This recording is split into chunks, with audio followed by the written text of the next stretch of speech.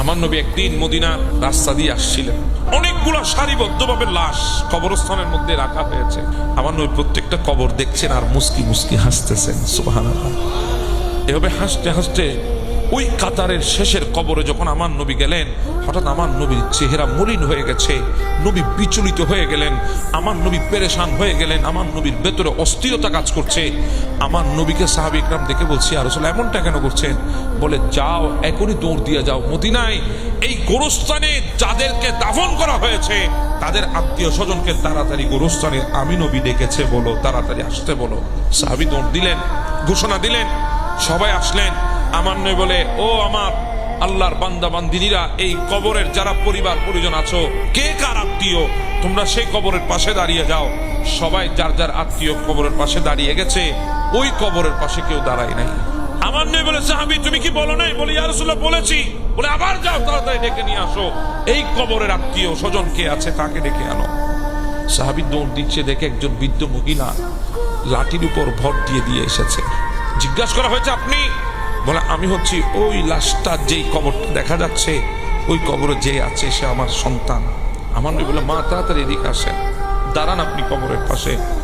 মা, আপনার সন্তানের সাথে আপনার সম্পর্ক কেমন ছিল? একটু ভালোই তো ছিল।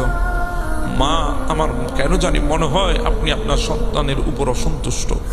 মা, আপনার সন্তানের কবরে ভীষণ মারাত্মক আযাব চলতেছে। মা, একটু আমাকে খুলে বলেন।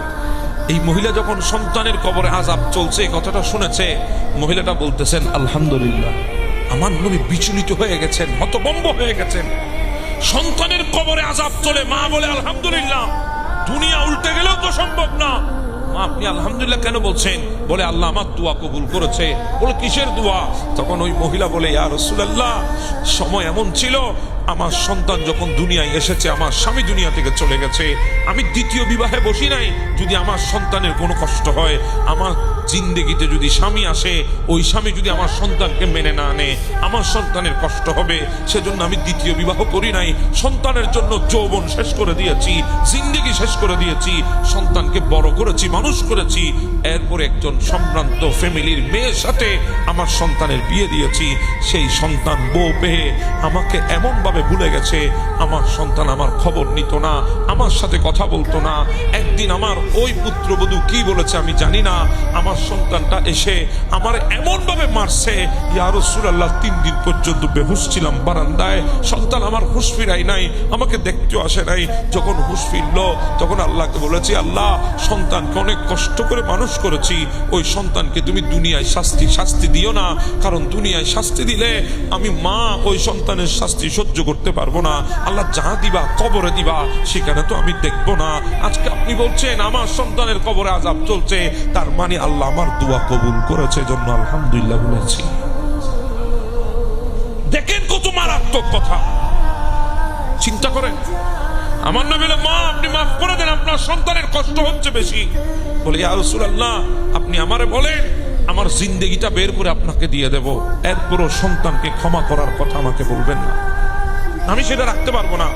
তখন আমার নবী হাত তুলে বলে, আল্লাহ, এই মহিলার চোখের পর্দা উঠাই দাও, সে যাতে তার সন্তানের কবরের আযাব দেখতে পারে, আল্লাহ তার চোখের পর্দা উঠাই দাও। আমার নবী দোয়া করতে দেরি, ওই মহিলার চোখের পর্দা উঠে গেছে। ওই মহিলা কবরের আযাব দেখে এমন এক বিকট শব্দে চিৎকার করে মুহূর্তে বেহুশ হয়ে জমিনের মধ্যে পড়ে গেছে। আমার নবী ওই মহিলার হুঁশ ফিরালেন।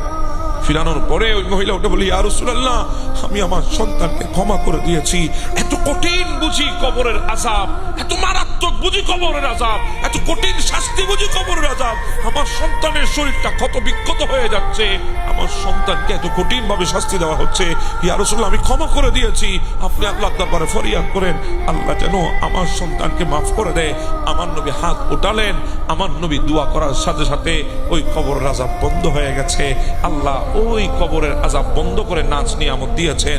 আমি বলছিলাম, মায়ের সাথে বিয়াদবি করার কারণে, মাকে কষ্ট দেওয়ার কারণে আপনি মনে করছেন দুনিয়া অর্জন করেছেন।